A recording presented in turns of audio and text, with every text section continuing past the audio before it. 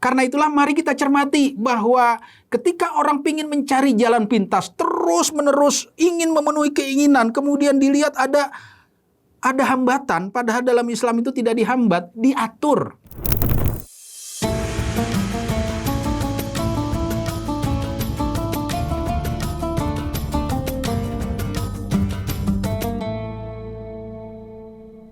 Assalamualaikum warahmatullahi wabarakatuh. Alhamdulillahirabbil alamin. Wassalatu wassalamu ala asrafil mursalin Sayyidina Muhammadin wa ala alihi wa ashabihi ajma'in wa ba'du.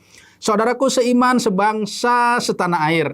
Pada bagian yang lalu kita telah berbicara tentang satu sifat hawa nafsu, yaitu dia terus-menerus menuntut, meminta, menagih, nggak pernah berakhir, nggak pernah selesai, dan tidak pernah mengenal kata puas. Kalaupun terjadi kepuasan, hanya ada pada detik-detik pertama saja, menit-menit pertama saja, atau jam-jam pertama saja.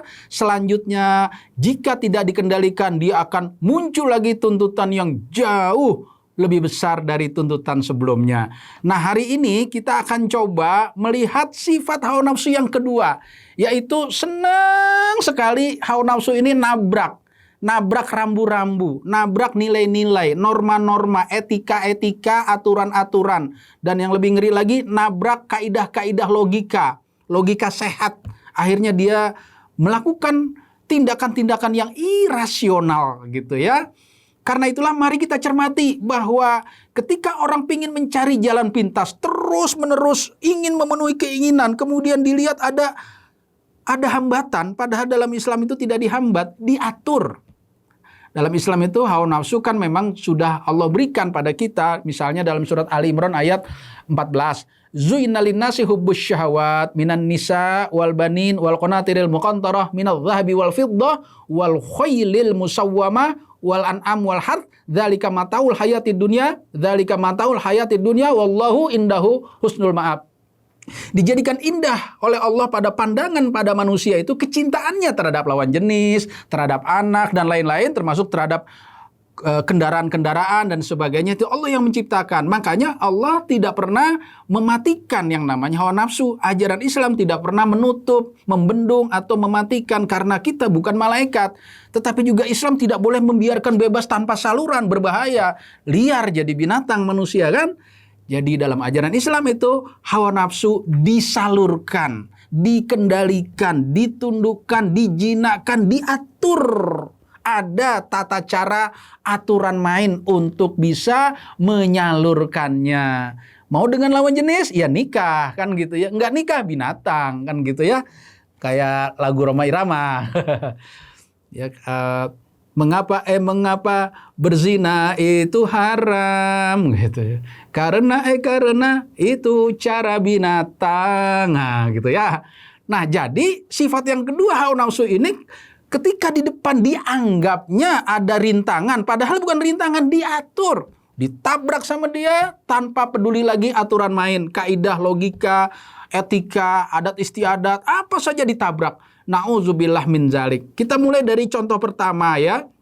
Ketika Bani Israel sudah mengadakan perjanjian kepada Allah akan taat beribadah, tunduk kepada Allah. Dan diantaranya adalah Allah nyuruh sholat pada hari Sabtu. Karena hari besarnya Bani Israel hari Sabtu. Kalau kita umat Islam hari Jumat. Ada umat Nasrani hari Minggu gitu ya. Nah, disuruh sholat pada hari Sabtu, dia pergi mancing, dia pergi cari ikan. Maka Allah marah banget, langsung dikutuk dalam surat Al-Baqarah ayat 65. Kunu qiradatan khasiin. Jadilah kamu monyet-monyet yang merugi. Nah, itu contoh gitu ya. Betapa ada manusia yang kadang-kadang suka sekali menabrak aturan-aturan dan sebagainya. Kita ambil contoh lagi gitu ya. Ini saya ingin contohkan satu dilanggar akan berpotensi melanggar berikutnya. Kita ambil contoh ya. Pertama, sebagai seorang muslim dia harus memikirkan bagaimana nanti bangun subuh. Sehingga dia nggak berani begadang sampai larut malam. Atau nonton yang berlebihan gitu kan. Karena bagaimanapun subuh harus diperjuangkan. Dia bisa bangun. Dengan bangun subuh dia tidak akan terlambat kerja kan gitu ya.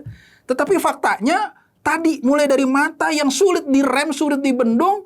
Padahal udah ngantuk, kalau nonton tuh jadi seger lagi gitu kan. Itu mata. Akhirnya apa? Tidurnya kemalaman. Akibatnya tidur malaman. timbul pelanggaran kedua. Padahal Allah sudah nyatakan, wa ja'alnal laila libasa wa ja'alnan nahara ma'asya. Allah jadikan malam untuk istirahat, Allah jadikan siang untuk mata pencaharian. Tetapi karena dilanggar, akhirnya timbul pelanggaran kedua, kesiangan sholat subuh, gitu kan. Karena kesiangan sholat subuh, timbul lagi pelanggaran yang ketiga. Dia terancam terlambat masuk ke kantor atau kuliah. Maka timbullah pelanggaran yang keempat. Dia akan terburu-buru, tergesa-gesa. Mandi, bak gitu ya. Dari situlah timbul pelanggaran yang kelima. Apa pelanggaran kelima? Dia ngebut naik motor, takut terlambat kerja, apa saja ditabrak, jalanan orang tuh trotoar gitu gak ditabrak. Makanya kenapa trotoar tuh sekarang dikasih tiang-tiang gitu kan ya. Itu kan supaya orang gak nerabas gitu. Kalau enggak itu makanan. Jalanan orang itu diambil juga oleh motor gitu ya. Jadi coba kita lihat, dari satu pelanggaran tidur terlalu larut malam, akhirnya merembet jadi 5 pelanggaran kan gitu ya. Di mana-mana begitu, satu dilanggar akan merembet ke pelanggaran-pelanggaran yang lain. Banyak sekali kalau kita lihat dalam kehidupan sehari-hari. Ada seorang majikan gitu kan, yang istrinya berpendidikan, cantik, wangi, bersih gitu kan. Entah gimana, melihat seorang pembantu, mohon maaf, yang bau bawang putih gitu ya, dekil. Ternyata luar biasa. Dahsyat sekali syaitan itu dalam menggoda. Karena itulah kita waspadai bahwa suatu ketika ada lintasan pikiran-pikiran kita, terbersit hati-hati kita ingin melanggar, dah kita manusia. Sama juga Nabi Yusuf juga manusia kan, walaupun Nabi tetap manusia.